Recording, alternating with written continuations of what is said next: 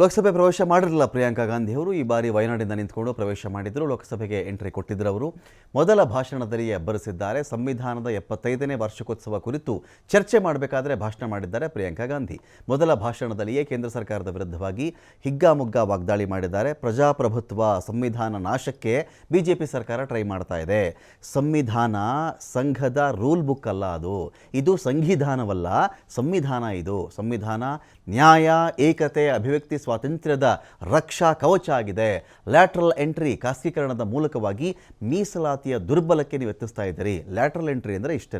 ಏನಾಗುತ್ತೆ, ಕೆಲವೊಬ್ಬರು ಒಂದು ಹುದ್ದೆಗೆ ನೀವು ಕಾಲ್ ಮಾಡಿದಾಗ ಅದರಲ್ಲಿ ಯಾವ್ಯಾವ ಹುದ್ದೆಗಳಿಗೆ ಎಷ್ಟೆಷ್ಟು ಮೀಸಲಾತಿ ಇರುತ್ತೋ ಅದ್ರ ಮೂಲಕ ಎಂಟ್ರಿ ಆಗ್ತಾರೆ. ಈ ಲ್ಯಾಟ್ರಲ್ ಎಂಟ್ರಿ ಅಂತ ಹೇಳಿದ್ರೆ ಇದು ಯಾವುದು ಬೇಡ.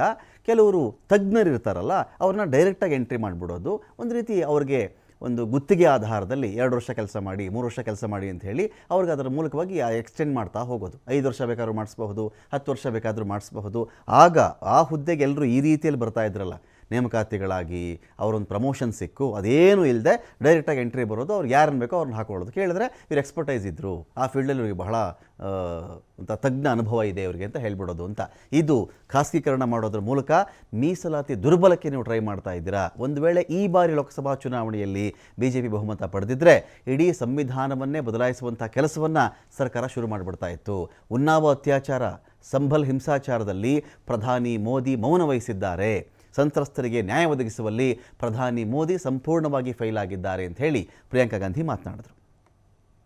अगर लोकसभा में ये नतीजे नहीं, हमारे देश के करोड़ों देशवासियों के संघर्ष में, अपने अधिकारों की पहचान में, इनकी कठिन से कठिन परिस्थितियों से लड़ने की अपार हिम्मत में और देश से न्याय की अपेक्षा में हमारे संविधान की ज्योत जल रही है.